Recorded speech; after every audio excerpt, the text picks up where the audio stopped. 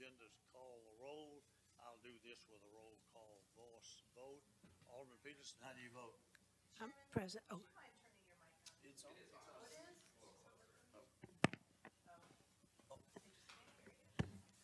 okay. I am here. We're going to try this a little different. We'll do this introduction one more time. Welcome to the Budget and Finance Committee meeting for the city of Franklin. The first item on the agenda is call to order. I'll do this with a roll call vote. Alderman Peterson, how do you vote? Here. Alderman Baggett, how do you vote? Present. And the chair votes present also. I guess let the minutes show that Alderman Potts is not here yet. Is he coming? You may or may not be. Okay, all right. Second item on the agenda is the setting of the agenda. And if there are any changes or any deletions or additions to the agenda, I'll entertain a motion to that effect. If not, I'll entertain a motion to accept the agenda as presented. Does anyone have So any moved. changes? So moved. Proper motion is second. Second. Let's do a roll call vote on that then. Alderman Peterson, how do you vote? Yes. Alderman Baggett, how do you vote? Yes. And the chair votes yes to that also.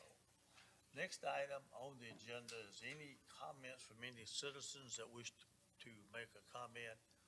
I don't see anyone jumping up at the microphone at this time, so we'll just continue on with the meeting. Let's go then to approval of minutes. And I'm assuming we have two, the February the 13th and February the 20th to approve. Okay. Any additions, corrections, or deletions to the minutes? Let's do the 13th first. You can do them at Do them both. We'll do the 13th and the 20th. Any corrections or deletions to the minutes? If not, I'll entertain a motion to approve the minutes as written. Move to approve the minutes as written. Second. Motion second. Let's do a roll call vote on those. Alderman Peterson, how do you vote? Yes. Alderman Baggett, how do you vote? Yes. And the chair votes yes on that also. Those minutes have been approved. Next item on the agenda is new business, and that's a budget presentation from the Community and Economic Development. Who is leading that? Just give a opener. Yes. This is the third of four program areas with which you'll be getting the budgets presented. Today is the program areas under Assistant City Administrator Vernon Girth's purview. That's Community Economic Development. You see them on the screen, starting with the Franklin Transit Authority. Well, it's been good for you to see you today. Well, it's nice to be We here. only see each other maybe once or twice a I year. know, right? Christmas time, Santa Claus, and this And time now. right here. Well, thank you. Thank you all for having us. We are honored to be here today and present our budget.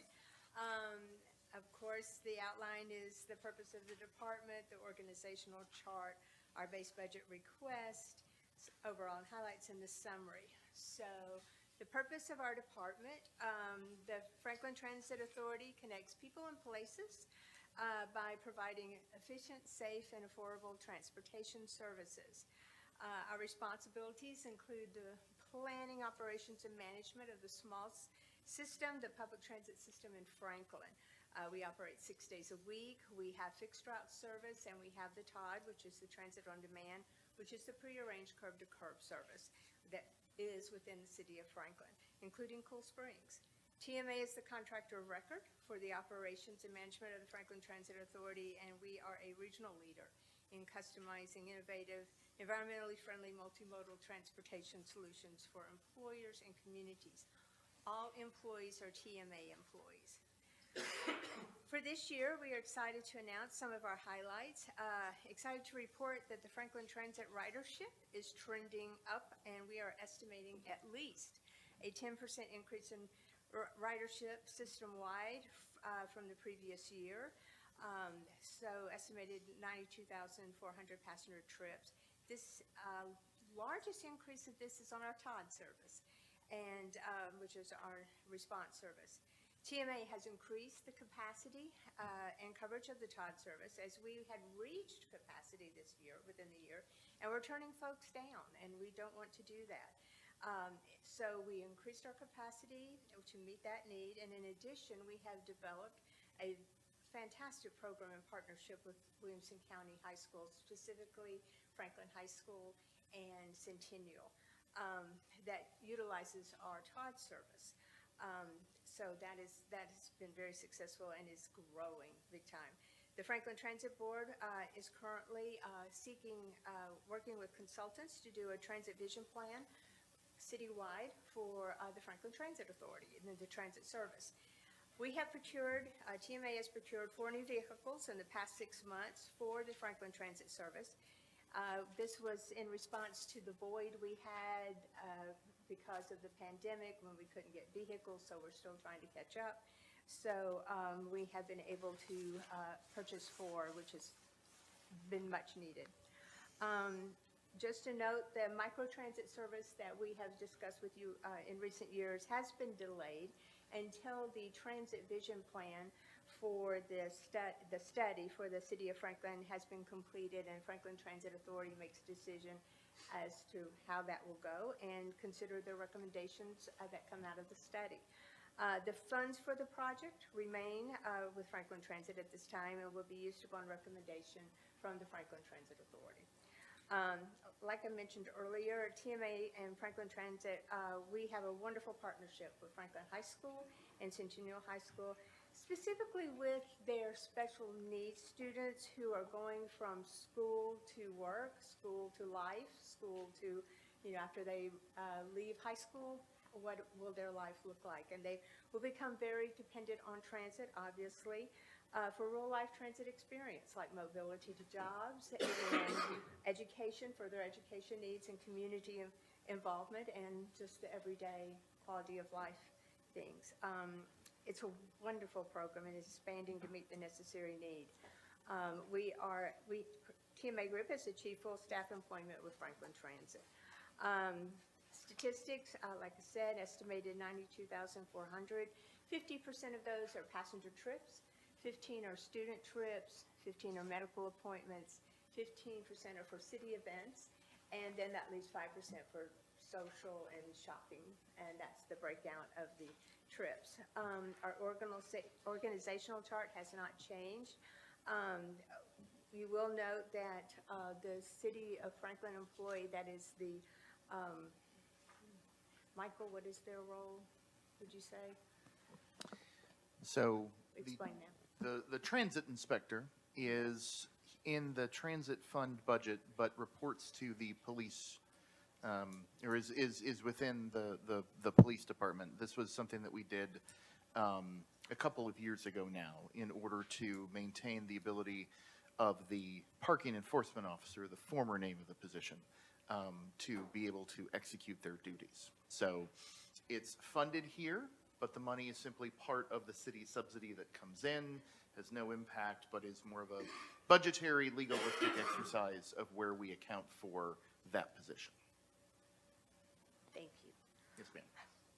Okay, so our highlights for the base budget request overall, revenues of $4,207,068. TMA secured 62% of the revenue dollars in federal and state grants.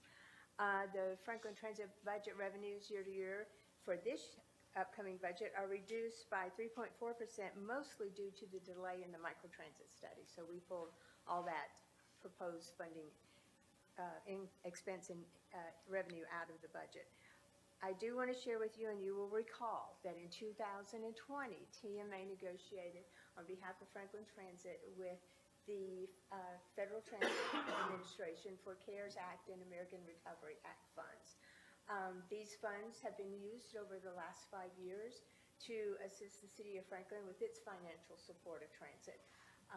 Those funds at the end of this fiscal year, June 30th, will be depleted. So they've been utilized, very well utilized, and they were 100% funding. So there were no funds required.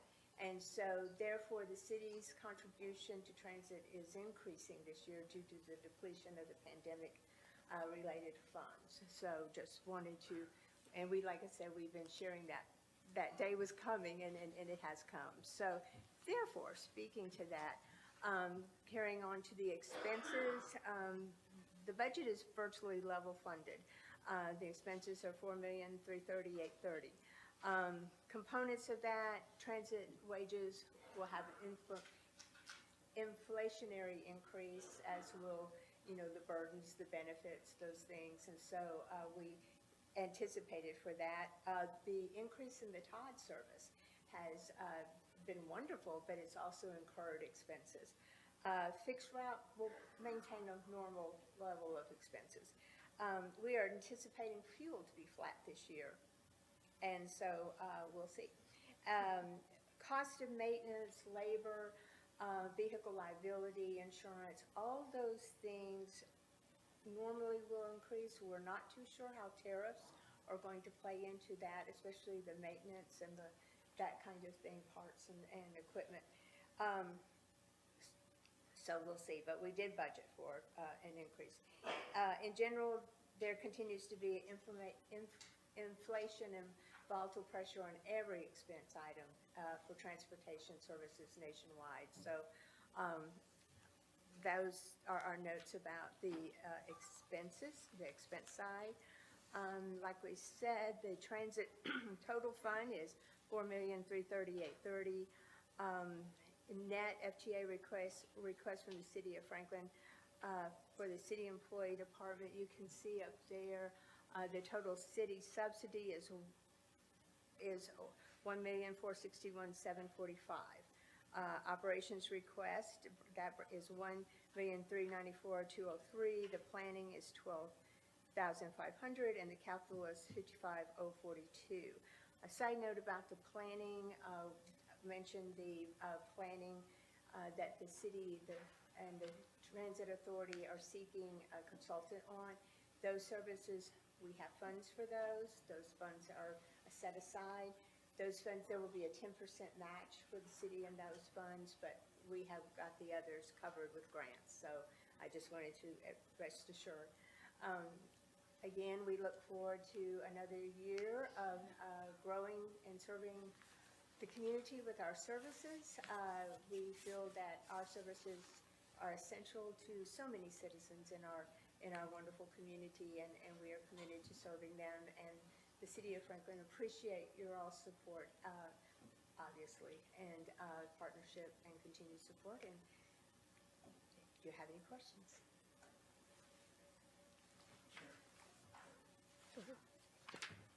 Thank you. Good evening. Thank you, Debbie and team.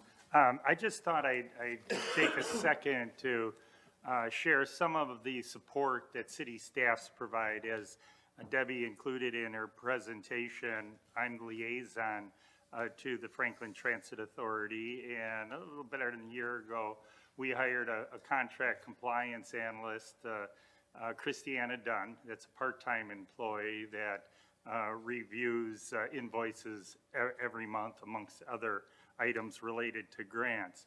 From our Traffic Operations Center, Adam Mosier is beginning to play a bigger role in working with the Transit Authority, particularly now that actually just this afternoon we interviewed 5 consultants that are interested in performing the work related to the Master Transit Plan.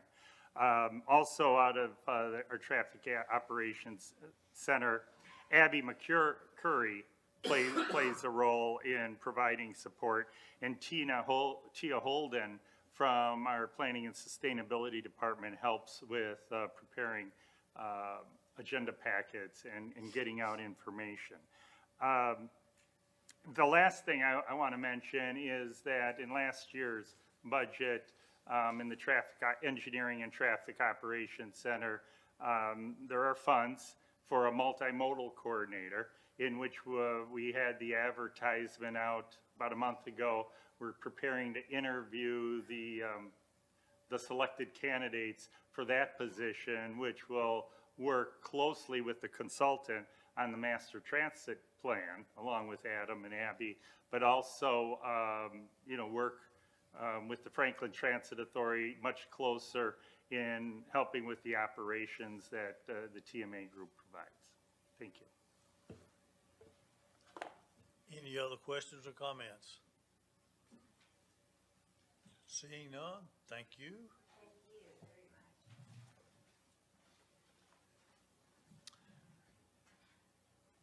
Next item on the agenda, Building and Neighborhood Services.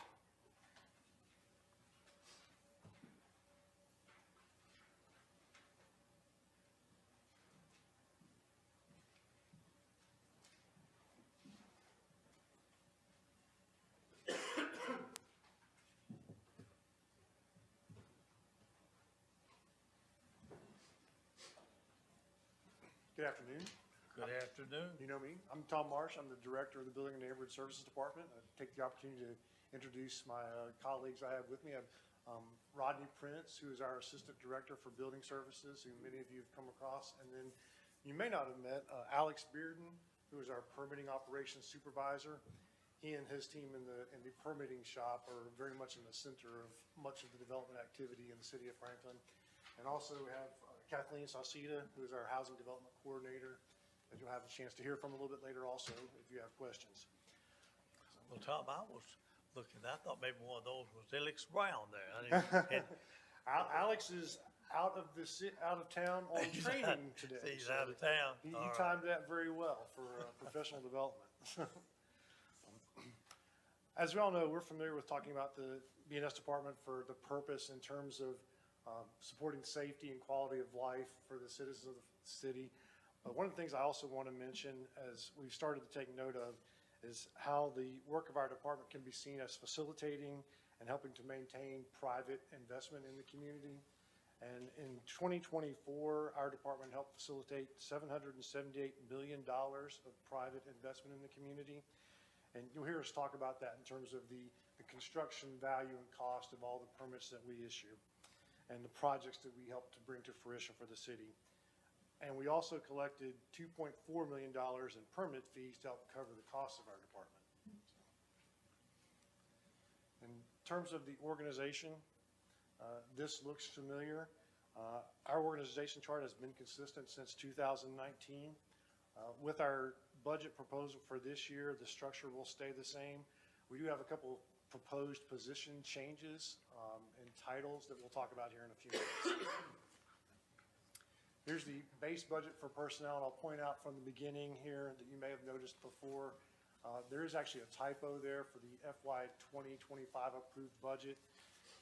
Actually, it's correct on the screen, Mr. Michael already corrected it. The, The the numbers work. item that's in Civic Clerk, a transposition error occurred by the individual that prepared the slide, me. So the slide that's on your screen is 3.364 for the approved budget, but in Civic Clerk, but on the screen is correct and matches your detailed budget. And once again, we have a moderate increase that's proposed as a result of anticipated higher medical and pension costs. Again, no new positions are being asked for.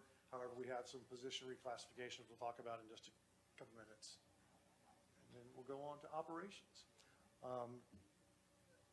Our actual requests for operations, as you see, shows a decrease of about 20%.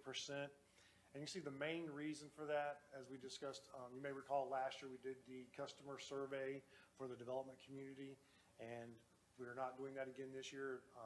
There's talk of maybe again next year, but you can see that's a significant decrease in our budget for the year. Our overall operations budget is fairly small in the grand scheme of things for what you consider. I did want to talk about a couple of items for you, and one of those, as we talk about training, that is often a rather significant portion of our budget. It's still not a big item, but in terms of our $265,000 request, it is. BNS department personnel hold over 200 professional certifications. And those certifications, as you know, require continuing education. And that the requirement ranges widely from about 16 hours to 38 hours over 3 years. And so obviously that comes into play in actually paying for the cost of the courses and any time there's travel involved, whether it be in-state and sometimes out-of-state. Another component of our operational budget, it comes into play when we update our codes. And we had so another area we have a little bit of a decrease this year. As you know, sometime this year we will adopt the 2024 versions of the international codes. And every time we do that, there's a cost associated with training and actually just purchasing of publications. And Alex Bearden just a couple days ago purchased a set of training, of the codes for his staff. It's about $1,000 for one complete set of the codes. And we have 20-plus people in the department. We like for each person in the department to have their own set of codes, especially for our inspectors who are going out in the field and need the ready reference to share with any contractors they're dealing with. But, so we had a significant portion of that expense in the current fiscal year. So that's also a reduction between fiscal year 25 and fiscal year 26.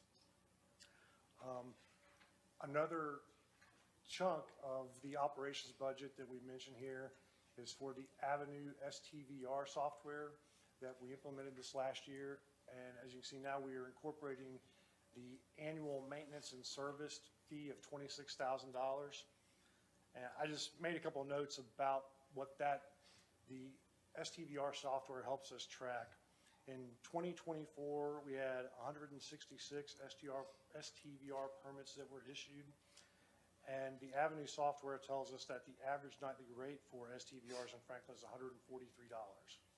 I can expand on that if you wanted to about what that means in terms of hotel motel tax and permit revenue, but just so you know, that's what that $26,000 annual maintenance cost for that software. Another new charge or a new request for FY 2026 is a bump in the public outreach area of $9,000 for floodplain outreach. That was a new cost we realized in fiscal year 25 as we, for the first time, we sent out mailers to every property owner who owns property that is within the floodplain. In conjunction with the adoption of the new FEMA maps, we wanted to get that public information campaign out there. And in fact, that cost of mailing was a little bit more than we anticipated, but we also learned that just the sharing of the information is important, and an annual kind of touch base with every property owner to remind them that they're in the floodplain and to remind them of the issues that come along with that in terms of development. We think that that's money well spent, and it also does improve our city standing in the community rating system. And we go on to capital, and there's, obviously, we don't anticipate any capital expenditures. We do have some program enhancement requests for this year. The first one is one new vehicle for the department fleet. And the proposal generates a dedicated pool or floater vehicle for the department. We have 20 assigned vehicles in the department, and if any of those are out of service on any given day, then we need a pool vehicle from fleet. We previously had 22 vehicles assigned to the department, and over a couple of years ago, as we tried to transition the full fleet or pool vehicles under the street to fleet department, we transferred a couple of our extra vehicles to the fleet. But we've realized over the last couple of years that amongst our 20 vehicles that may be out in the field on any given day, anytime one of our vehicles is out of service for whatever reason, it really will help our operations if we have a dedicated vehicle that's a floater in the department. So that's what we're proposing with this PER. One additional vehicle that obviously the new vehicle will be assigned to someone who's using it every day, and we'll take one of our older vehicles and that will become a dedicated floater or pool vehicle just to our department to help us with, anytime on a daily basis. It seems like there's always a vehicle out of service for some reason. Well, Tom, are all of the vehicles take home? They are not. We have, off the top of your head, about 15 of our vehicles are take home, and we have 5 or 6 that are. So 5 or 6 are parked. Correct. The other PERs, these are the position reclassifications that we talked about, and these are all in our development services area. We're proposing to reclassify our permitting operations supervisor position to development services manager.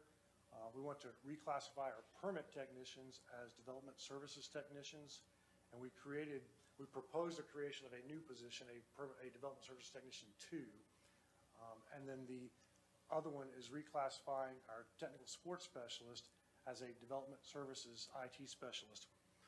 All three of these proposals are related to the broader nature of the work of our permitting section and supporting development services across the board throughout the city. If you have questions about kind of what they do, that's, Alex is here. And on a given day, Alex and his team, it's not just about issuing building, plumbing, mechanical permits, especially when you talk about some of the larger non-residential projects that are tied to site plan approvals and so on. They interact with applicants, customers throughout the development process in the city of Franklin, especially when you get to, the process starts often with a development plan, but especially when you get to the site plan and all the way through building permit, certificates of occupancy, our permitting staff is interacting with other departments and customers at anywhere in that process.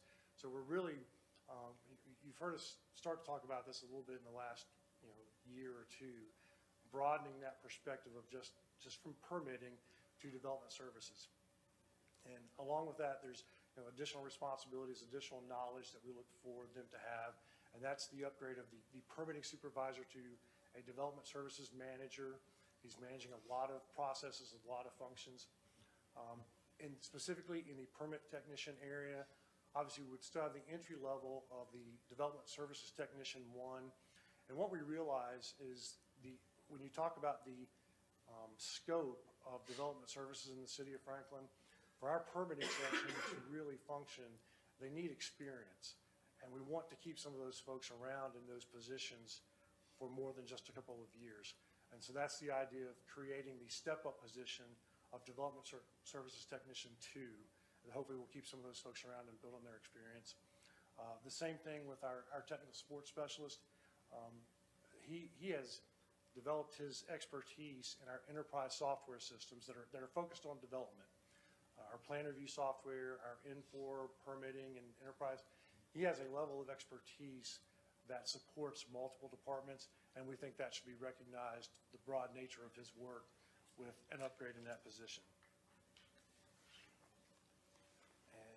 And then we go, so that leads us to, all you see in the proposed organization chart, it lays out the same as the current chart, just with the position title changes. And last, in summary, there's a lot of words there. And what I wrote down in my notes, this slide probably should just say consistency. Our budget request does not change much from year to year. The vast majority of the budget is personnel. And as we mentioned, even if these program enhancement requests are approved, that's an annual increase of approximately $40,000 for all of those positions. Our operations hovers around $300,000, and with various bumps from year to year, like this year with the customer service survey or not, and other things that come along. So with the proposed budget, we'll continue to do what we do. We'll support development coming to the community, and we'll also support residents and businesses who are already here. And I'll pause if there's any questions specifically about neighborhood services before we transition.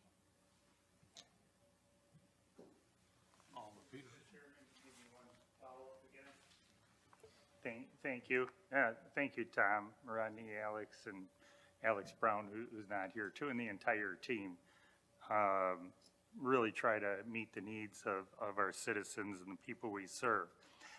As Tom had mentioned, and it bridges all the departments I would directly work with, planning and engineering, but even some of our other departments that work on private development. The Development Services Advisory Commission is an integral part of our development services. Alderman Matt Brown is the board's liaison, as you know. And the survey that was recently completed, we are working with them on breaking apart certain aspects of all of our policies and procedures to ensure that we're being as efficient and clear as possible. And that survey, while it didn't get an overwhelming response, nevertheless, there were comments made that our team has discussed, wants to look closely at the aspects, but taking the lead from the Development Services Advisory Commission.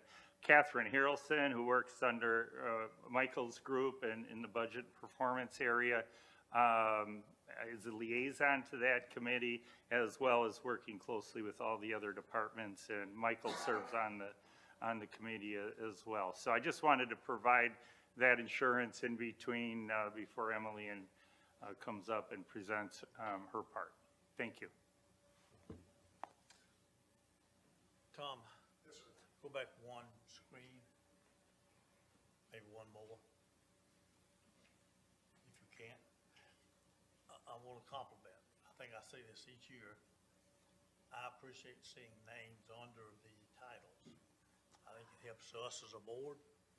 We don't interface with you that much, but we do see names that we don't necessarily see. We see you pretty regularly, yeah, like every second and fourth Tuesday. But some of the others we do not. I appreciate that, and thank you for that, that addition to that. Any other questions or comments? All right, then. Let's Thanks, go.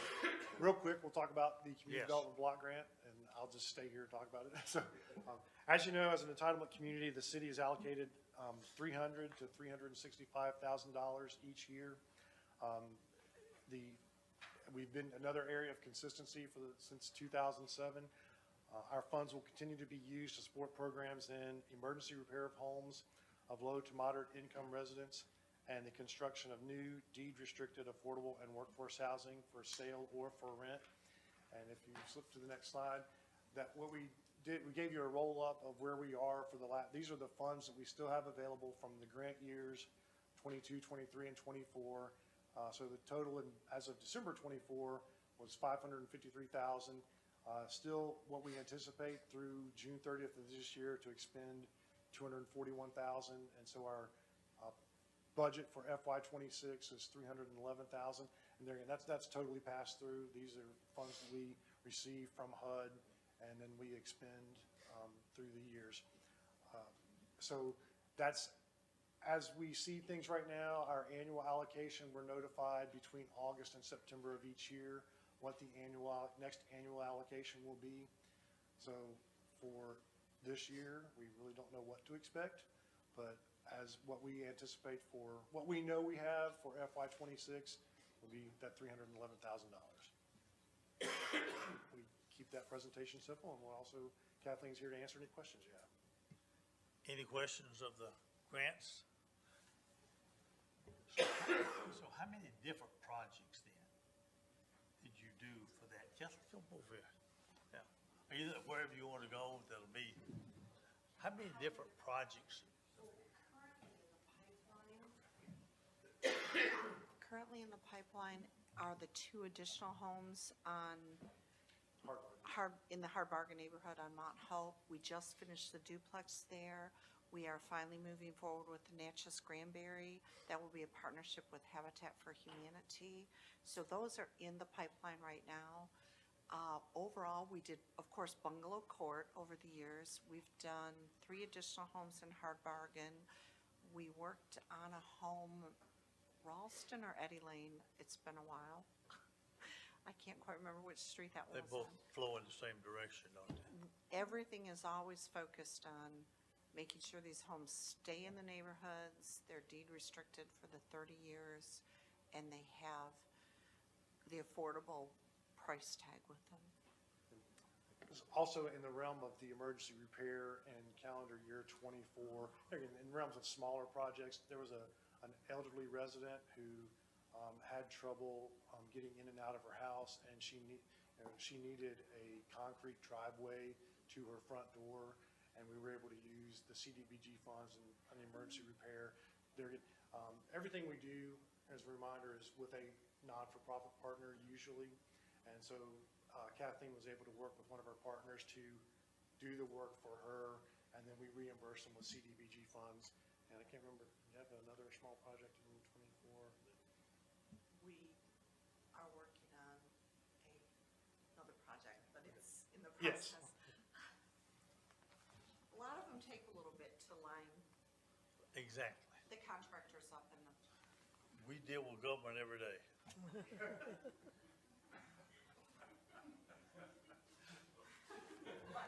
I appreciate your continued support and questions because it keeps the program alive. Mayor? Yeah, I've got a question for Kathleen, if I could, and maybe just for the committee's understanding, is that there is some limitation on how long you can hold that money. And I think we had a letter that I'm referring to, it was asking about whether we were expending all of our money. If you could clarify that for them. We generally can keep 1.5% of the funding. We can't have a carryover.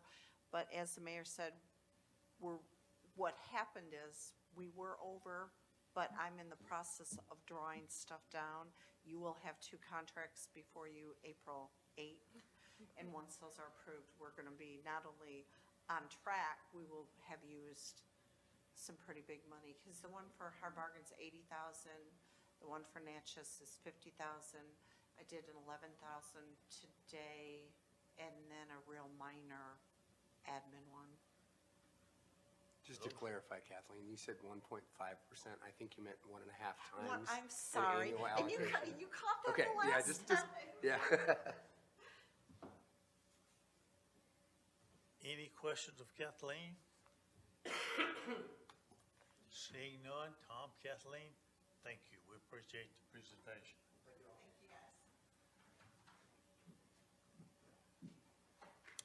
So the next item, planning and sustainability.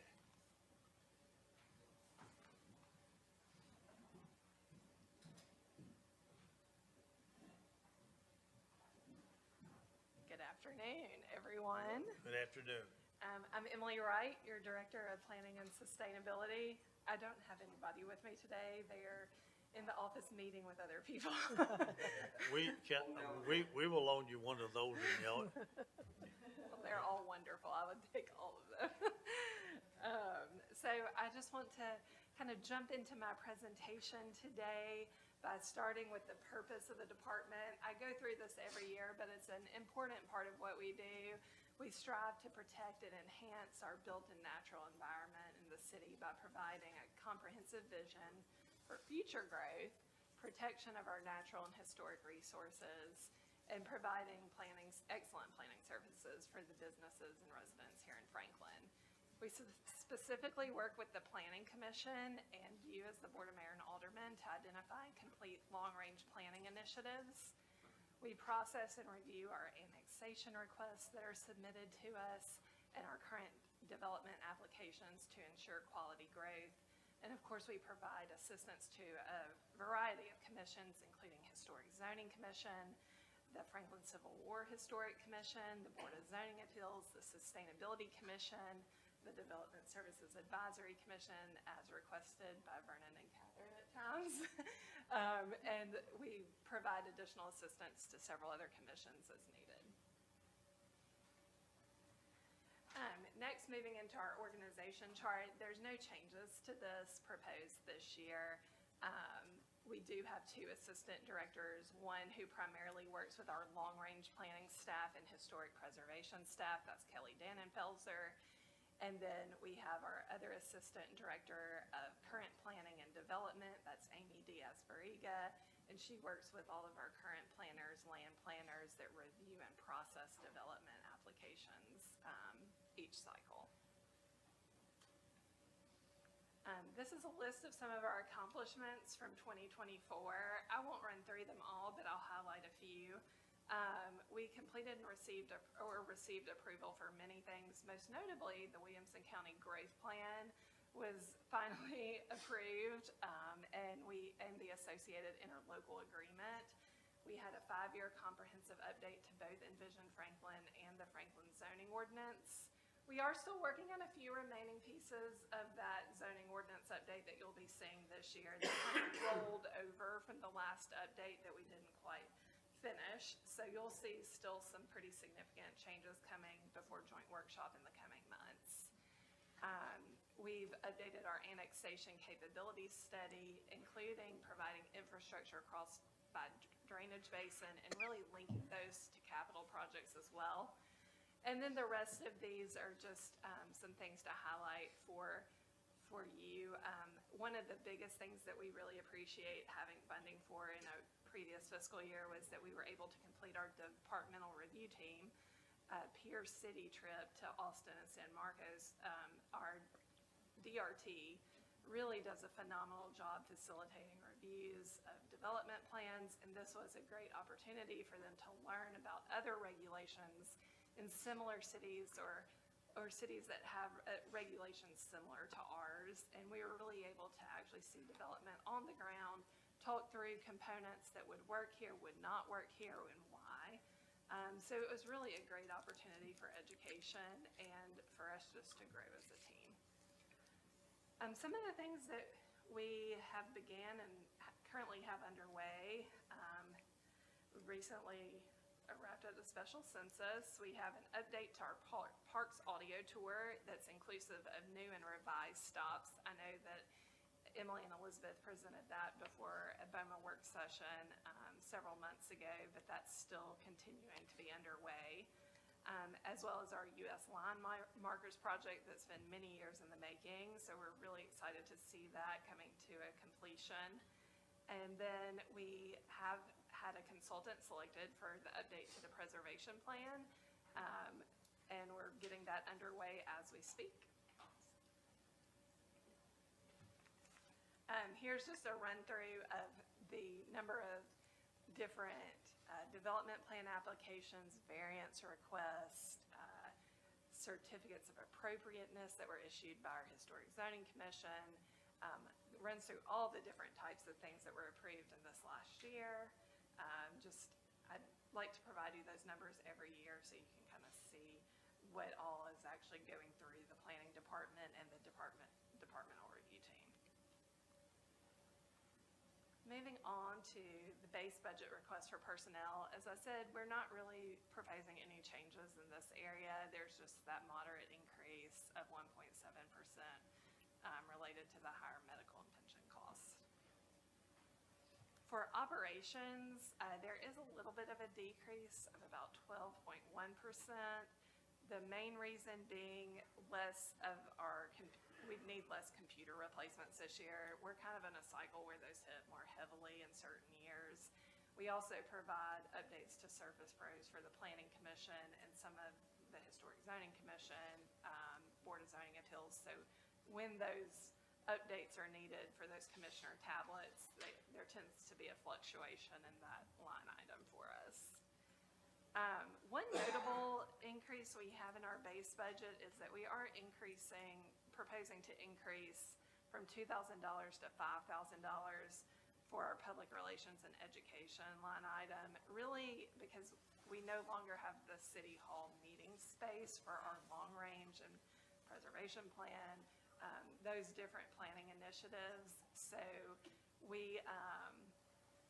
we're potentially going to need to rent out facilities to handle some of these larger open houses and meetings. So we'll do what we can, obviously, in Eastern Flank here at this facility, as well as some of our other facilities like the police community room. But there may be some situations where we need to locate at either Columbia State or at one of the county buildings, and sometimes there's a rental facility fee associated with that.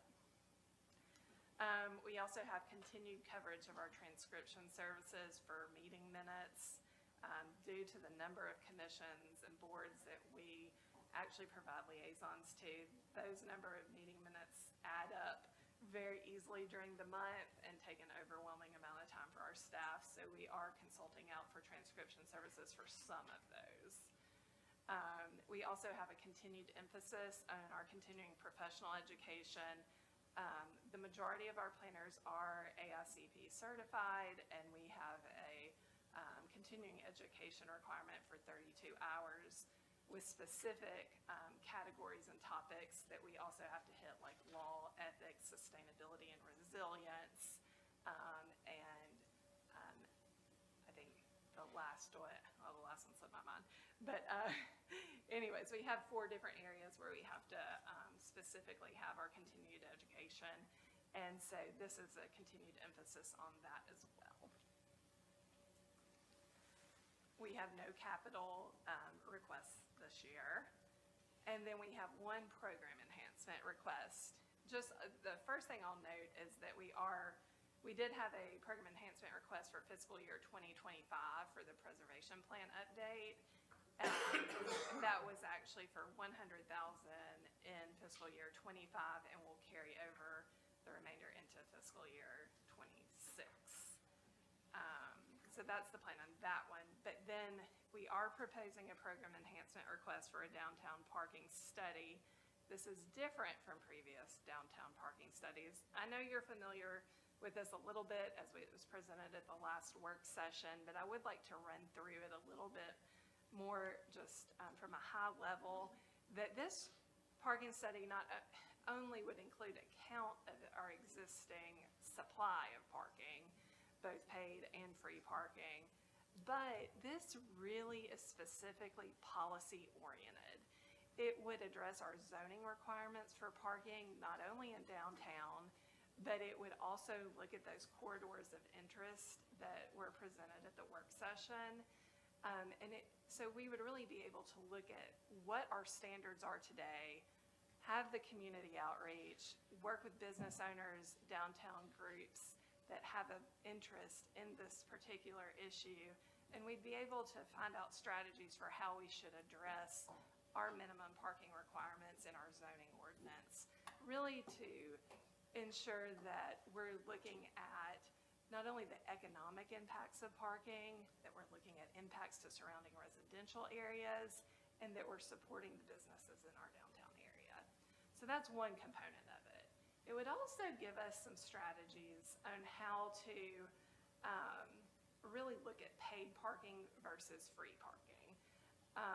We currently have in our zoning ordinance that any paid parking requests that are for the required parking spaces per the zoning ordinance must come before the Board of Mayor and Aldermen and be approved to be for paid parking. We do not have any parameters around what those recommendations should be for when paid parking would be acceptable, when it wouldn't be. And this could help us really provide a framework to help make those, for the board to help make those decisions, or where that level of decision-making should be made and on what basis. So this would do those two things predominantly. As Andrew mentioned in his presentation, it would also focus on special event parking and provide some strategies related to that as well. So this is not just the standard parking study that we've done in the past. I think this would really set us up to look at some issues that continually come forward. We have had multiple variance requests come before our Board of Zoning Appeals this year and at the end of last year to either not provide any parking or to reduce parking significantly from what's required. Those variances have all been approved, but as we continue down this path, there are going to be impacts to the downtown neighborhoods and businesses if that trajectory continues, and we love to get more ahead of it if possible and actually look at some of these policies in the upcoming fiscal year. So that request is currently for $250,000. We could look at the scope of services potentially and see if there are some areas that we could reduce that. But due to the amount of public outreach that's really going to be needed, that is what drives the majority of the cost step. It takes the most amount of time, and it's consultant time that has to be paid for. So that is generally where the bulk of that money comes from. And then we're also paying for people, I mean, there's a limited amount of people who really have a specialty in parking, and we're looking for those specific professionals. So we might be able to whittle that down a little bit. We could do our best to look into that, but I would be hesitant to reduce it significantly. I think maybe 200,000 might be manageable from what we have looked at with other cities. But I think reducing it below that, we may not get the results we're actually after. Couple things I would just add, and thanks for providing that additional context, Emily. I think we need to keep this in play. We can assign a portion of this cost to hotel motel tax, because certainly parking is a component of our tourism product. So I think that would be a fair allocation.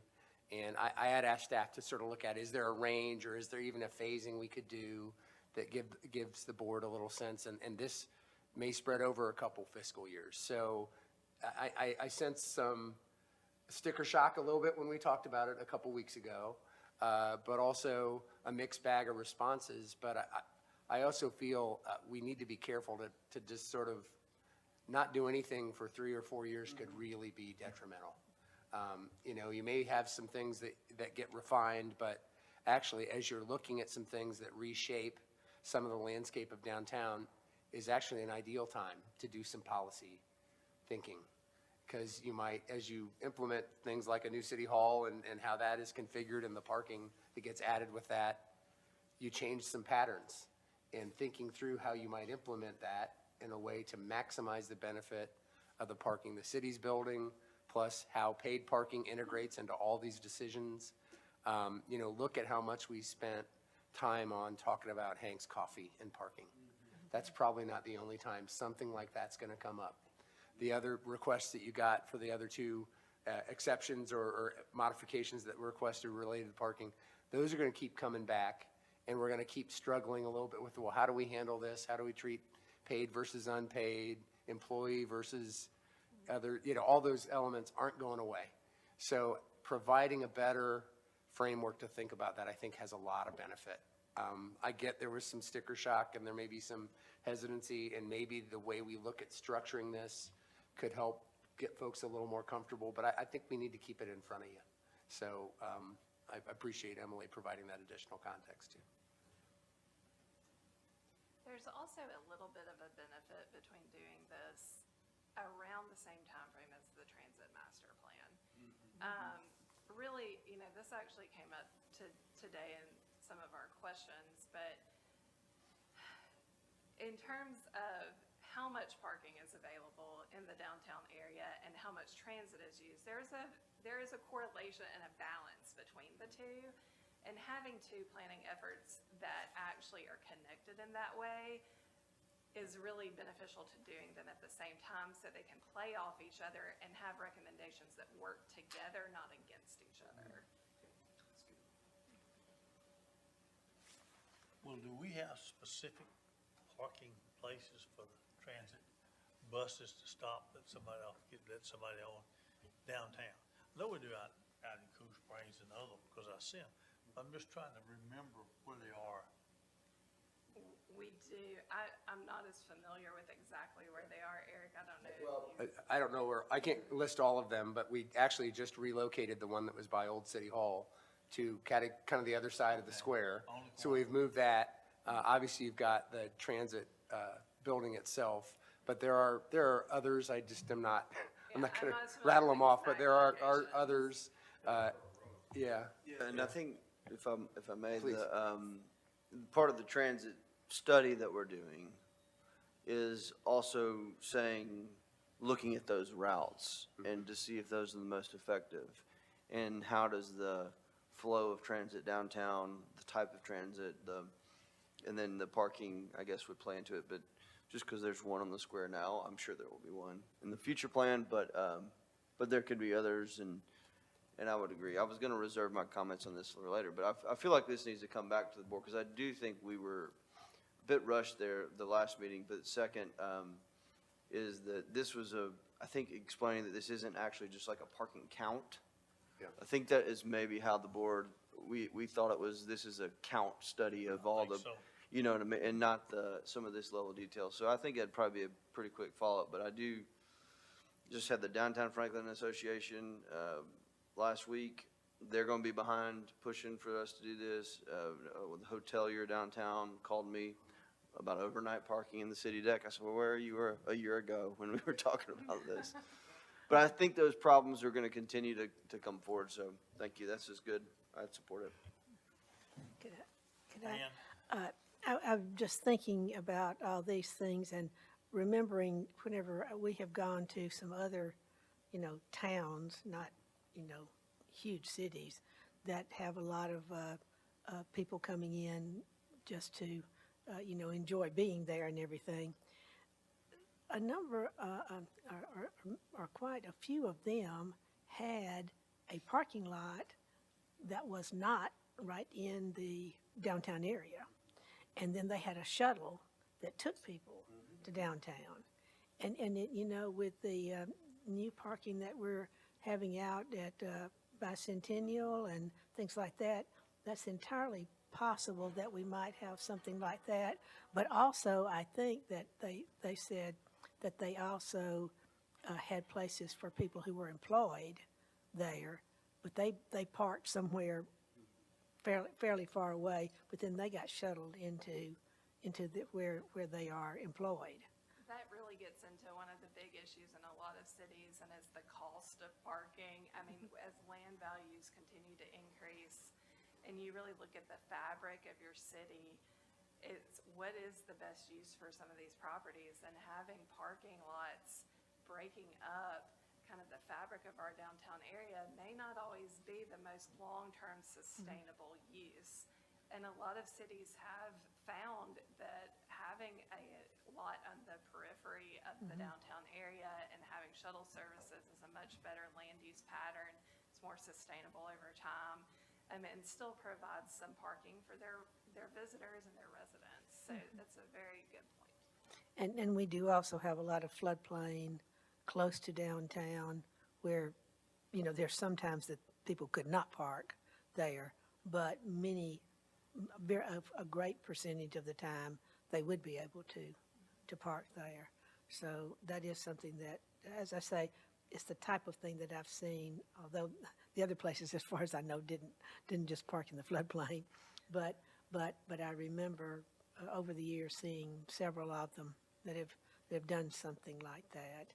And we're sure needing something.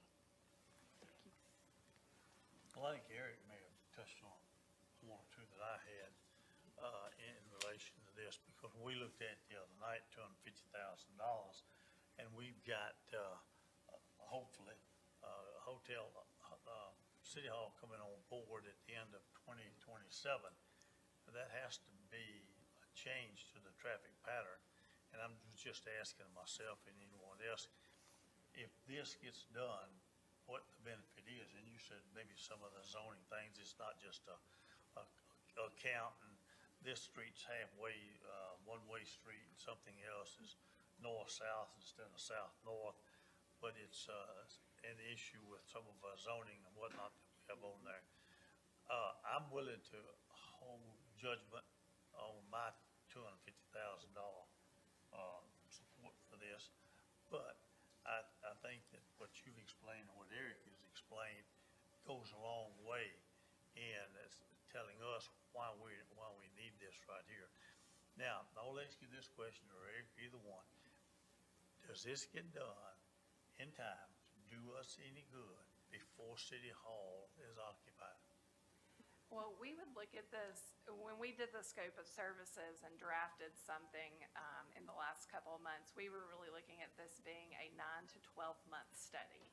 So we would anticipate this being a maximum study of a year unless we ran into decision-making concerns, I think. And that could elongate the process if we weren't getting consensus on what direction we needed to head. That could stall the process a bit. But in terms of doing the study, 12 months is plenty of time to get this completed and to do the stakeholder outreach, get the policy recommendations before you. I would think that's more than adequate.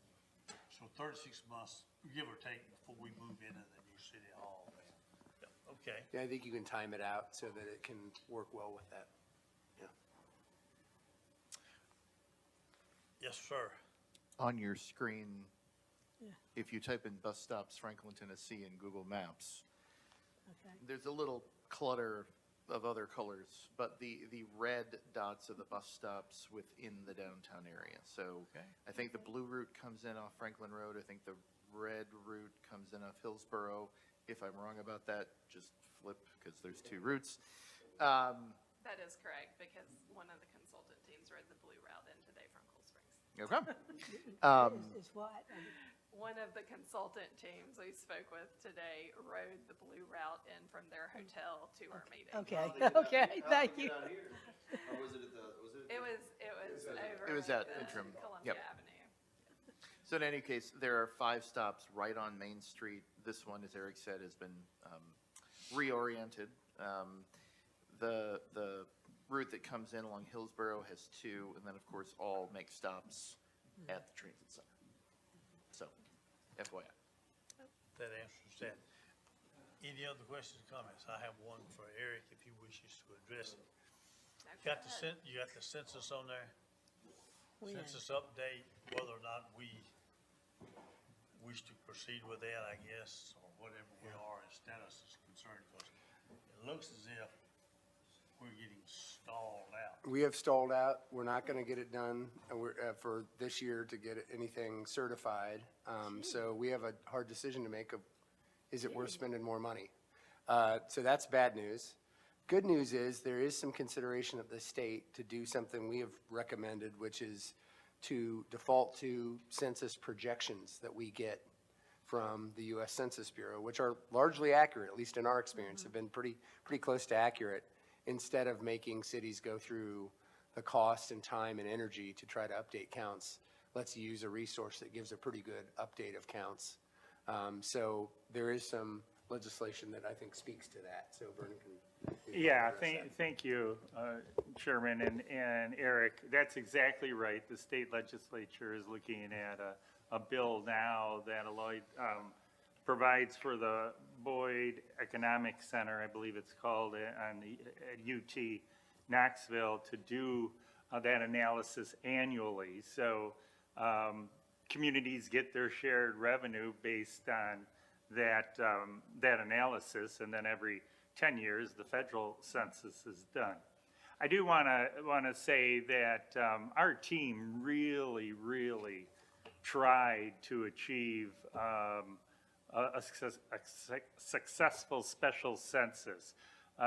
Columbia, Murfreesboro, not even close to the effort that we put into it. And, we in Franklin, when we put our minds to something, we get it done. And, but the state of the economy, the people's perception perhaps of government, whatever it is, just didn't get us to be successful. But I did want to recognize the team that really tried, and the part-time employees we had, to really put in their time to try to be successful. But this legislation was very timely. When by far where we saw the greatest drop-off in response was the response to the mailers. We got very little response from people sending those back in. We got good response online.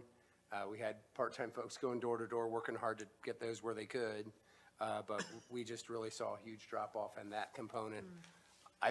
We've done, I guess, 3 of these since I've been here, and our effort this time was every bit as good, if not better. It just, the environment is different in terms of responding and sharing information. I would just say that. And I think that's true on many aspects, not just interacting with us in a special census. It's And just where we are. to piggyback on what Eric said, we even sent out another second mailer to those that didn't respond, and we had a dashboard that we kept track of who was responding, and then sent out that second mailer. And it was just disheartening that we didn't get those responses back. Because we tried to explain the revenue portion of it for our citizens and how it goes to infrastructure and everything. Well, we had somebody stop by our house, and of course, I had filled out the thing online the first day, but they had stopped by our house. Yeah. I mean, we had a lot of different people out there and tried to give them a list every Saturday morning, and some worked even throughout the week too. But we reached out to big box retailers to be out in front of their building, the apartment complexes. I could almost write a book of what one should go through to perform a special census. But this legislation is the right way to do it in this day and age, with the data that's kept online and digitally, and you have a part of an institution that's what they do. It'll be a much better result going forward. Any questions or comments? Well, since I've demonstrated to Eric my expertise with this, and I'm sure he was surprised to see my card come in and not have me do it electronically online. Very good. Any other questions of Emily? Does that wrap it up? Well, I do have a summary slide. I'll just keep it Yes. really brief. It's an exciting time still in the planning department. We're going to continue focusing on managing growth and annexation practices. You'll be seeing much more of us in front of you related to annexation as we look at some new tools perhaps to utilize in the decision-making process for those. We'll continue to focus on historic preservation and sustainability, housing choices and quality of place, regional transportation and local mobility, and of course, our long-term vibrant economy.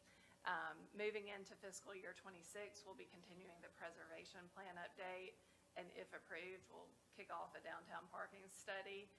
We'll be sitting down at a joint workshop whenever a time slot becomes available to identify long-range planning priorities with both the board and planning commission.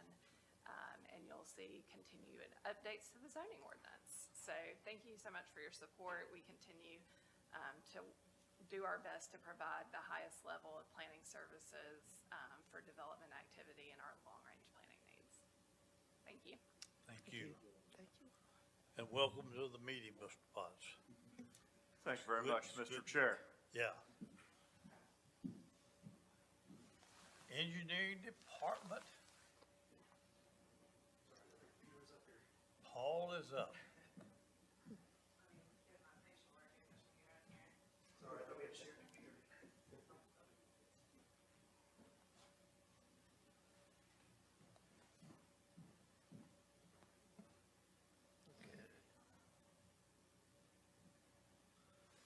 Paul, I would let you use mine, but it hasn't been trained well yet, you know? Okay, that's all right, I'll use this. So engineering department is made up of 4 divisions. We have a development services group, which helps to deliver private infrastructure. We have a capital projects group that delivers public infrastructure. We also have the traffic operations center, and we have the stormwater division. So this is our current org charts. Next year, I'll have names underneath it.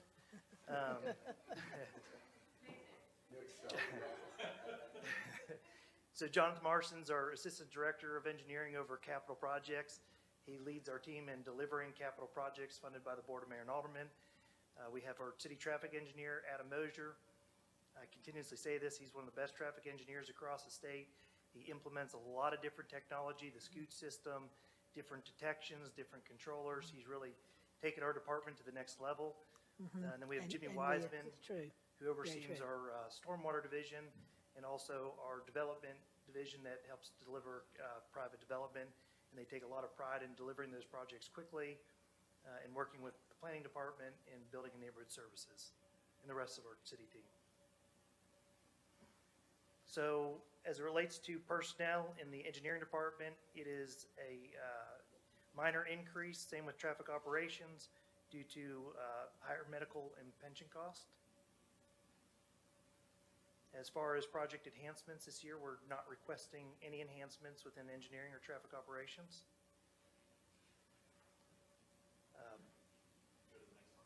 Sorry. Base budget, without the interfund transfers, it's a decrease of $50,000, mainly because we're not having to do the road impact fee study again, and just a shift in the property and liability insurance.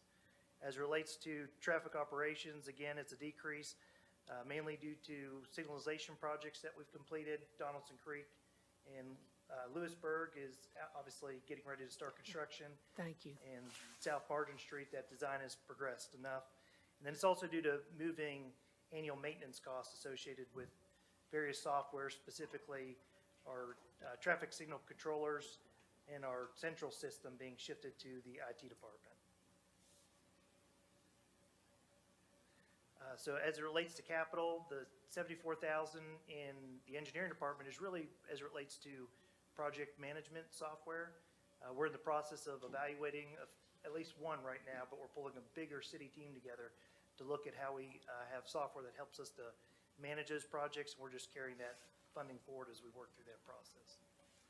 In traffic operations, it's a decrease, and really, we completed the Murfreesboro State Route 96 timing and infrastructure project, and there were some various technologies that we deployed with that project as well.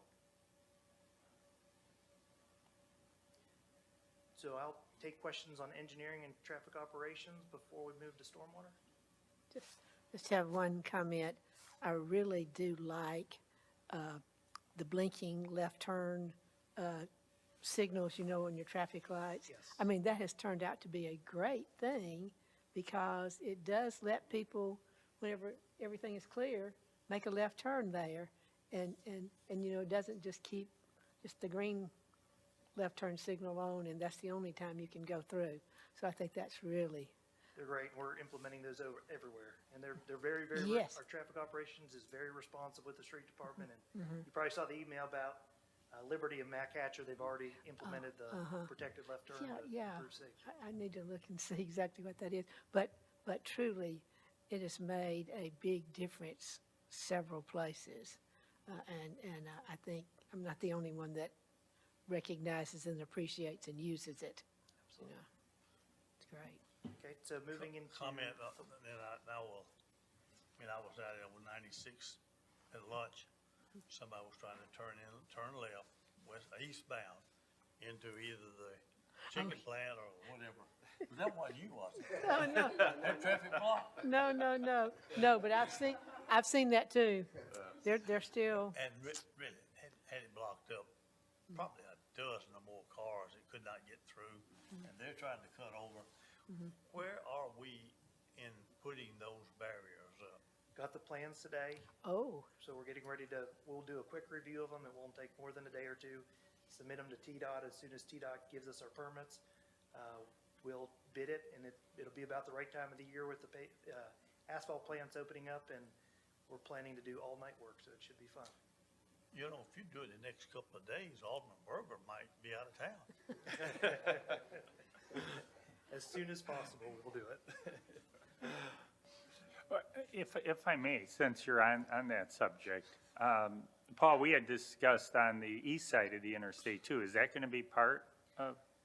So what Vernon's referring to, and we haven't Yeah. totally briefed everybody on this, but with a recent traffic impact study, they recommended some pretty major improvements on the east side. And so we've looked at that. It adds about $100,000, but it's essentially taking those shoulders and turning them into additional through lanes and turn lanes, which would help us move That traffic could through be. that corridor. We're hopeful we can do it through hydroblasting instead of having to do a full mill and overlay. If TDOT requires us to do a full mill and overlay, obviously that cost is going to go up, but it would add a substantial amount of benefit, but I just need to see if the funding is available, but it's about $100,000 is what we're estimating. And the reason I brought it up is not only to share that, but as Paul and the team work through that, but try to do it at the same time in the evening and get it all done at one time on both the east and west side of the interstate. It's a big benefit with little cost. And that will come to you in more fully developed Yes. form when we have more answers, but it is an opportunity. But we did the design in-house, we added it to the other median plans, and it's actually being submitted to TDOT too, so it's not gonna slow us down, and Okay, we'll see if that option works. interesting. Mr. Chair, I've got something, and Paul, I think that's great. Once TDOT approves those schematics, if you can give us a timeline, I know that, residents would really like to hear about that. I did have a question, just since you brought up Lewisburg Pike and Donaldson Creek, and you talked about that moving forward. I know that I met with Eric previously, and he said that contract is actually up at the end of October. So I know that it has to be done prior to the end of October, but do we have a timeline? It's a little bit more firm. Right now, we're still saying that same date as October. We're dealing with having to relocate Middle Tennessee. We're working on getting them to raise their electric up over the future mast arms. And we're authorizing the contractor to start purchasing materials. So as soon as we get more information on the vendors, their time frame, then we'll be able to provide a project update. But Okay. realistically, the project should be able to go very quickly once we have the materials. Excellent. And that's what's being communicated is end of October is what the public's being told right now. Okay. And I'm letting you know, I'm communicating that as well, so we appreciate the project moving forward. Yeah, while we're hopeful for better, Yes. the contract is the contract, and Yes. That's all we can say right now, but some of these other elements could help us move along quicker. One suggestion from Mr. Holton, if he wants to top every department, would be to put a picture of each person with a label of what they do. I feel bad for the fire department. They're going to have a lot of. By their favorite intersection in Franklin. Any other questions or comments? Paul, over to the next. Okay, we'll move on to the Stormwater Division. Again, they implement the federal mandates from the EPA passed down to the state of Tennessee and oversee our MS4 permit. Again, this is the org chart. Jeff Willoughby is our Stormwater Manager Coordinator. And then there's staff engineers that work, one staff engineer that works under them, and then 4 water quality specialists. And one thing that they're tasked with is not only going to do public outreach and education, going into the schools and educating our kids, but it's also on-site inspections. And they do, what we do is a monthly inspection on every construction site. And then the developers do bi-weekly inspections, and then just to ensure minimum compliance of federal and state regulations. And again, that group does a great job with implementing our MS4 permit. And so as far as personnel, it's a slight decrease. Again, this is just because of slightly higher budgeted personnel costs in 2025, and that's just been adjusted in 2026. As it relates to operations, it's an increase of 18%, and that's mainly due to scheduled computer replacements. As it relates to capital, if you'll remember back in 2019-2028 CIP, we took capital out of the stormwater budget and put it into the Board of Mayor and Aldermen's priority process, which is where it should be. You guys should prioritize that, not city staff. Do it with our input. And last year we had the Liberty Hill Stream Restoration Project in it. A small amount of funding was there. That funding is being shifted to, obviously there's a grant for the project, and then to the general fund where the funding is available. And those expenses are being recorded against the Capital Projects Fund. So you'll see the inflow of those grants and the amount of general fund cash in the general fund as a recognized revenue, and then a transfer out of the general fund into capital projects to complete the project in fiscal '26. As far as no program enhancements are being requested with stormwater, and I'm happy to answer any questions that you have. Members of the committee, any questions? Seeing none? Paul? Thank you. So what have we got? Economic Development Lab. Are you doing that? Economic Development? Michael could pull it up, and he and I can share on this All right. one. Yep. This is an area of targeted resource allocation where we work with some other partners in our region and in Franklin to help support what we do. We have some specific allocation we've made to Williamson Inc., the chamber, related to their efforts on supporting new and existing businesses, as well as some of their strategic plan and workforce work. We split it into 2 different contracts, or 2 different components of that contract with Williamson Inc. That amount, I believe, is holding stable from the last couple years with them. Excuse me. And then we also provide a payment to the Greater Nashville Regional Council for their work in regional, both development and working with dollars that flow through that agency for support. It is a per capita investment that we make. It is stable, and I'm going to let Michael cover it the rest of the way because I'm about to cough. There's a final amount that is not budgeted here, which is rather sizable.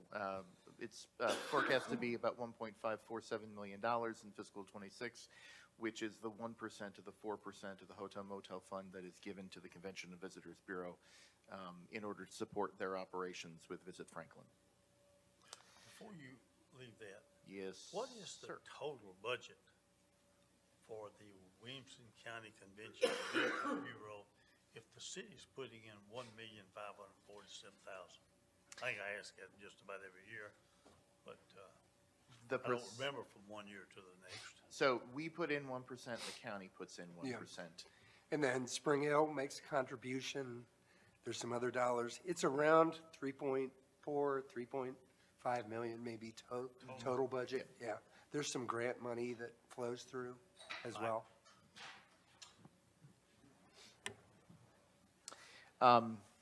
As with all budgets, we try to examine and look at performance measures and how the strategic plan fits in for economic development. Not unsurprisingly, 2 of the 6 themes of the strategic plan are applicable here: sustainable growth and economic vitality, as well as fiscally sound. Some highlights of note that you've seen through various presentations, certainly when Maureen Haley Thornton of Visit Franklin does come, she's very quick and appropriate to state that in 2022, we had 1.9 million tourist visits, and in 2023, over $1.3 billion in estimated spend by those visitors, which were both record levels. As you saw in January, the hotel motel tax fund remains strong and set new records in FY24, and we're set to break that again in fiscal 25 in terms of overall collections. Eric sends out to you on a monthly basis in your weekend updates, or weekly updates, I should say, updates from the CVB in terms of revenue per room and overall occupancy status, and we remain very strong in those categories. Unemployment rates also updated for you that we get once a month from the Department of Labor in the state of Tennessee show that we have, continually among the lowest unemployment rates of any city and county in the state of Tennessee. That was 2.5% at the end of 2024, and only 3.5% to 3.9% for the state. Still below the national average, certainly in all categories. The 2022 Citizen Survey highlighted that we were very, very strong in national benchmarks. We ranked 5th nationally as a place to work, as a place to visit, the variety of business service establishments. People were quite happy about ranking us 5th nationally. And then 2nd nationally in terms of employment opportunities and the vibrancy of downtown Franklin. All of those culminated in winning a Voice of the People Award by the National Research Center and ICMA, the International City County Management Association, for excellence in economy in 2023. Budget detail, Eric kind of summarized it on the front page.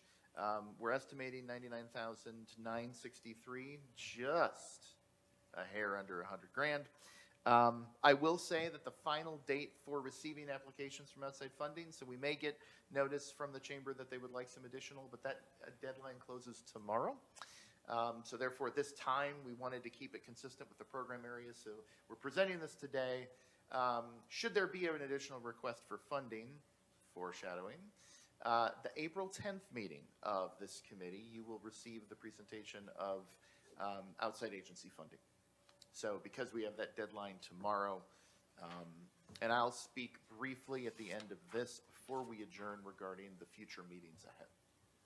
Happy to stand for any questions. Patrick? So I've mentioned this a few times, and I'd like for staff to look into, there's some legislation relating to hotel motel tax caps that I've become aware of, possible changes in city municipalities being able to do increase, and then, well, we do a great job. All of our funding, I feel like, because of staff and our history, we spend it on the right things, but also kind of concerned if there is any, they give us additional hurdles to raise it to our current maximum allowable charge, and if there's any urgency for us to do that, to raise our hotel motel tax that I've discussed. I think, as I've said before, I think that we've left millions on the table, and there's, how would we start that discussion with staff to bring that before the board?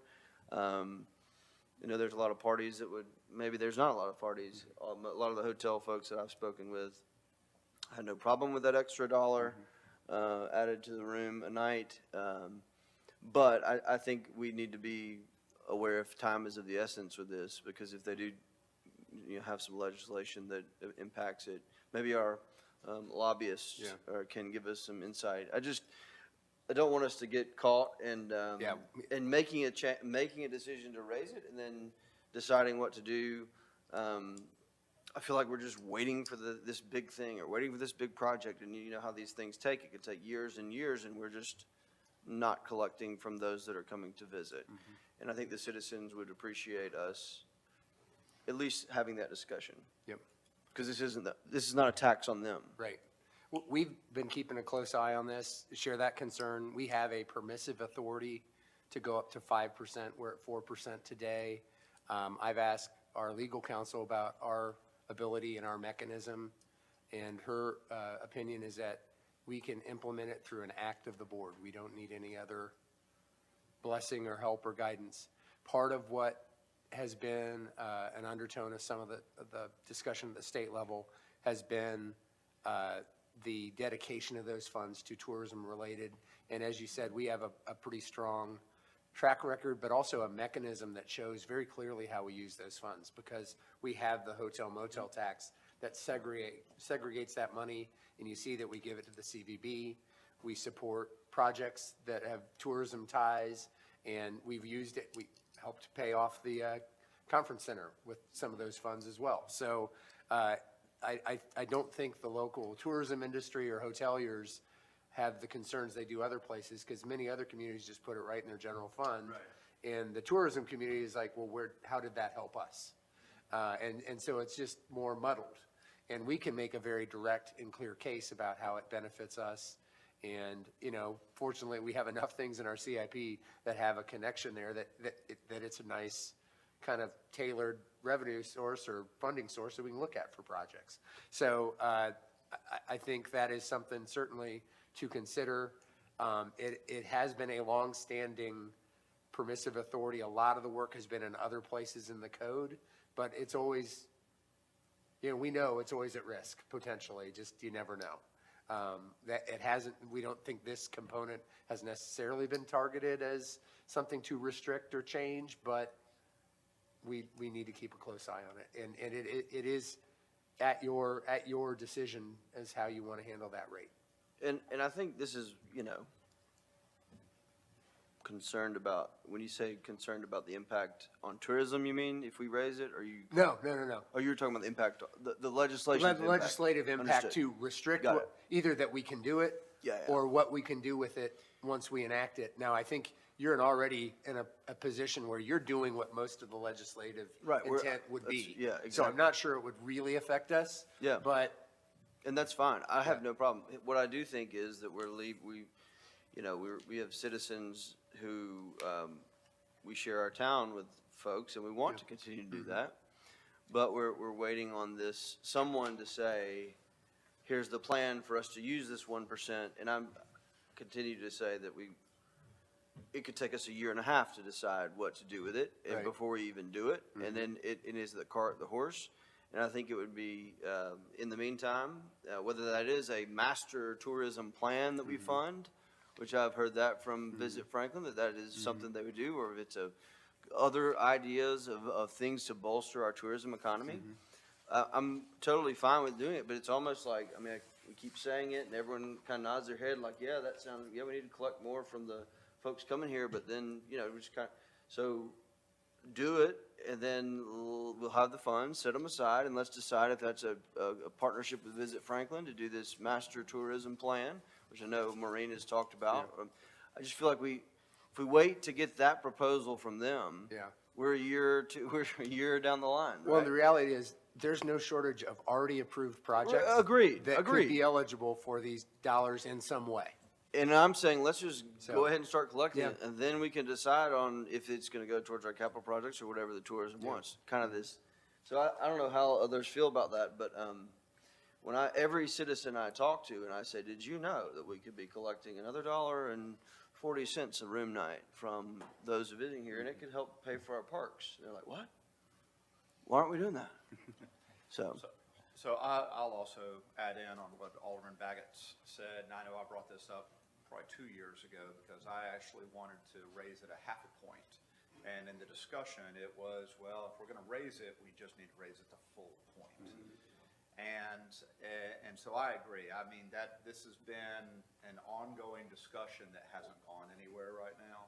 I'm in support of moving this forward to a work session and having some numbers behind it so that we could take it at a work session and have this discussion to actually implement the 1%. When you mentioned that we're breaking records, we're going to break the 2003, break the 2004 as far as our tourism dollars and all of those. Our hotel motel tax is just continuing to go up. I think that we're leaving money on the table right now. That's my biggest concern. We have too many opportunities. So Eric, I don't know what we need to do to get that onto our radar for a future work session, but you've got at least 2 of the 4 budget and finance members here that are in support of it. I would really look to just incorporate it as part of the budget Yeah. discussion overall. That seemed to be the logical approach, but, sorry. Not only do it that way, but you've also got a new property tax coming That's up that right. you've got to look at too. Exactly. Just look at the whole, as a part of the whole package, if you will, or consideration, Good point. yes. I was going to point out that they're getting ready to start a study on the Cool Springs Conference Center and Hotel. I think that's mainly funded by the hotel. It is. Yeah, The city and county are and putting a so very there may small be amount in, but they're funding yeah. vast There may be majority. some opportunities that pop up from looking at that. Yeah, you Any do. other- Well, I'll just touch on that while you're at it, just to give even more context. Why they're doing that is the operating agreement for the conference center comes up at the end of 2027. And so I think there's a strong interest in the operator to continue to have that relationship. And our request of them is, well, tell us what the next 10-plus years looks like for you if you continue to operate. What's the business case to keep doing it the way we've been doing it? It's been largely successful, but the market continues to change. How do we fit in it? What are they going to do to help it be successful? What do those opportunities look like for us, city and county, as owners, and them potentially as an operator? So they very willingly got on board to do that and help give us a little more information that way.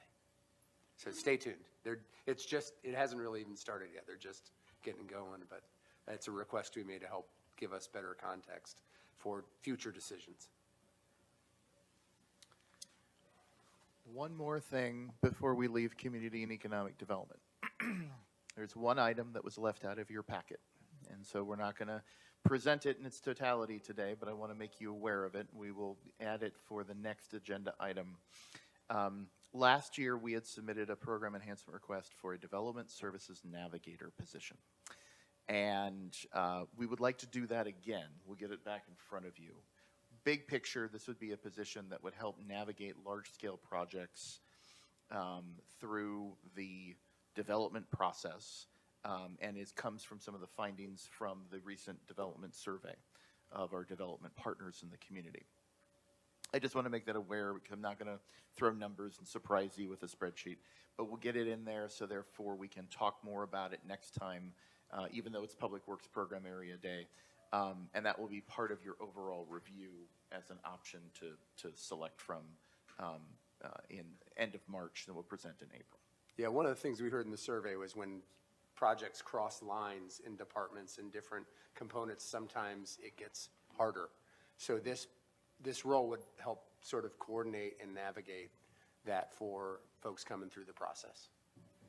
Quick question, it is for larger projects, so did the larger projects have the most frequency of junior associates from consulting firms on is that why we need this for them? Well, thank you for asking that question, and that conversation came up in some of our work and looking at those comments. Larger projects typically translate into more complex projects, which require a higher level of expertise on the consultant's part. And you all know, because we struggle with hiring qualified civil engineers, so do so does the private sector. And that's where that comes in. I don't necessarily want to say they're junior or Sure. fresh out of college, because Understood. each firm is different. Some firms are more localized, regionalized, other firms have a much larger bench because they're national. So the point being is that those larger projects require more attention depending on the complexity. Whether, and obviously there's a lot of elements that go in, the design, the site work, the stormwater, infrastructure, et cetera. So Yeah, that's how a good response, and I think I would just encourage you to, again, from that survey response, and I was able to look at a lot of the comments, and I think that definitely is, but they're probably more, prone to have probably more sophisticated engineering and consultants in the larger, and I'd be curious to know from staff if the bulk of their time is on big projects, or if the bulk of their time is spent on the, middle-sized, middle to smaller size, where maybe they do have the less experienced kind of consultants, and where maybe a navigator for, and it might be the next phase of this kind of idea. You have the navigator for the larger projects, but I also, the comments led me to believe a little more that there is this middle, and I would see if you have a project, and if I wanted to go build a house or a building, maybe not a house, but like a small building that I'm not gonna go hire $100,000, consultant, and I may try to, have some, and so maybe those people aren't as knowledgeable about the process, and maybe those, I don't know, I think that finding out where the staff are really spending their time on size projects, and maybe start with the larger projects, if that frees up staff time to do better of what they're doing, or more attention to the other things they're doing, but also look at the other segments too, because I think that kind of interworking between departments and making comments between, engineering, planning, BNS, that probably exists as well at all levels. This is probably a building and neighborhood or building services committee discussion, but I think the position sounds great, but I also think that look closely at all levels of that integration for all projects too, and maybe it is for the big projects, if that's where most of our staff time is being spent, but maybe it's other size projects where it's more complex because you have to deal with maybe a less sophisticated consultant or advisor than those big projects when they have the people who can understand the process. So just, If I could, I'll just be real quick, because working with the team in the Development Services Advisory Commission, as I mentioned previously, is what we're going to do. But just to highlight what Tom brought up, our permit technicians are assigned to every project, and those are entry-level positions. And what Tom and our Building and Neighborhood Services Department brought before you was to have a hierarchy, so there's more of a career path commitment for those positions, and then we can assign the more experienced permit technicians to some of those little bit more complex projects, not the ones that are like a mixed-use development, McEwen Town Center, Berry Farms, but all those in between that you just highlighted, Alden. Any other comments or questions? Michael? So that concludes the budget presentation for today. Just to give you the roadmap of the road ahead, we will not meet next week because it is spring break here in Williamson County. March 20th is your next meeting at 3 p.m., and that will be Public Works Day. So you will see the Streets Department, you will see the Parks Department, you will see Sanitation Environmental Services, and you will see Water Management. Almost, if not immediately after that meeting, it's our goal, hopefully by the end of that week, March 21st, we will give to Mr. Stuckey program enhancement worksheets that you can all fill out and state your requested top 10, top 15, I think we did last year. So you can rank order those, and so you'll have both the spreadsheet as well as the single PDF with every single program enhancement you've seen. We will ask that you get those back to us in about 10 days or literally March 31st. Why that date? Because I never believe in setting a deadline on April Fool's Day. prudence just dictates. There you go. And then April 10th, we will present to you appropriation requests from outside agencies, general expenses. That budget, we're going to take a few more minutes with this year because we've moved a lot into it. And so we want to make sure that that is understood and you can see that.